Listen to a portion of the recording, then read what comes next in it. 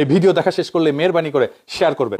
এই আন্দালিব রহমান হলো চিনিচরের ছেলে, এক গাদা এমপি আছে বিএনপির। আন্দালিব রহমান সাহেব ইংরেজিতে ভাষণ দেয়, আর এই এমপিরাও টেবিল চাপড়ায়। এখনো আন্দালিব যে তার পক্ষে বলতেছে না বিপক্ষে বলতেছে, এইটুক বুঝার ক্ষমতা এমপিদের নাই, সব বকলম। বাংলাদেশ জাতীয় পার্টির বর্তমান চেয়ারম্যান জনাব আন্দালিব রহমান পার্থ সাহেব, উনি বর্তমান সংসদের একজন এমপি। প্রথম শপথ নিয়ে বলছে সংসদে যে এই সংসদের সবচেয়ে বড় সৌন্দর্য হলো এই সংসদে কোনো স্বৈরাচারের দোসর নাই। উনি ওই স্বৈরাচারের পরিবারের মেয়ে নিয়ে সংসার করতে চায় 30 বছর। সে নিজেই তো স্বৈরাচারের বড় দোসর। সে ওই পরিবারের জামাই না খালি, ওই পরিবারের আবার ভাগ্নে। উনি শেখ হেলালের জামাই, মেয়ের স্বামী। তো উনি যদি এসব কথা বলে মানুষ হাসে আসলে এসব কথা শুনে। কিন্তু তারপরে উনি আবার কয়েকদিন আগে বেশ একটা ঝড় তুলছে সংবিধান নিয়ে, খুব একেবারে গরম আলোচনা করছেন। এখন সংবিধান নিয়ে উনি যে বলে, সংবিধান অনুযায়ী দেশের প্রধানমন্ত্রী এখনো শেখ হাসিনা। সংবিধান অনুযায়ী এদেশের জাতির জনক বঙ্গবন্ধু শেখ মুজিবুর রহমান, স্বাধীনতার ঘোষক। যে দলের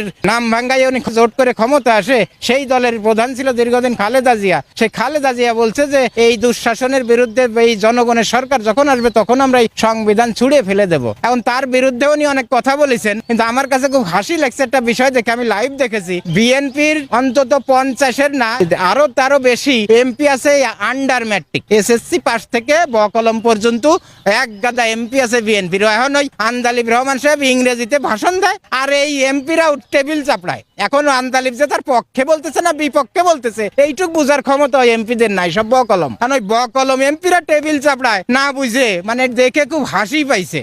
যেমন তোর বিরুদ্ধে বলতেছে না পক্ষে বলতেছে, ওটা না বুঝাই টেবিল চাপড়াচ্ছে সব মূর্খ এমপিরা। এখন এরা কিসের জন্য টেবিল চাপড়ায় না বুঝে, খুব হাসি লাগছে। এই নিয়ে ওই বড় বড় বক্তায় রাজ্জাকি সাহেব বিভিন্ন লোকে বিভিন্ন মন্তব্য করছে, তা আমিও মন্তব্য করলাম। ওরা কিছু বোঝে নাই, পক্ষে না বিপক্ষে বলছে।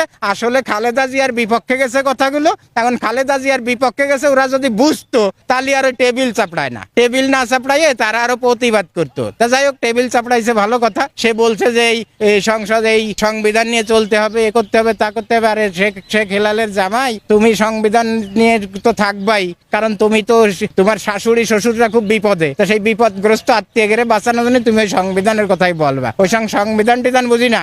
তো এখন ওই বিএনপির ওই খালেদা জিয়ার ইমেজ ভাঙ্গাইয়ে জোটের কথা বলে উনি তাদের ভোট নিয়ে এমপি হয়ে এখন প্রকারান্তরে খালেদা জিয়ার বিরুদ্ধেই কথা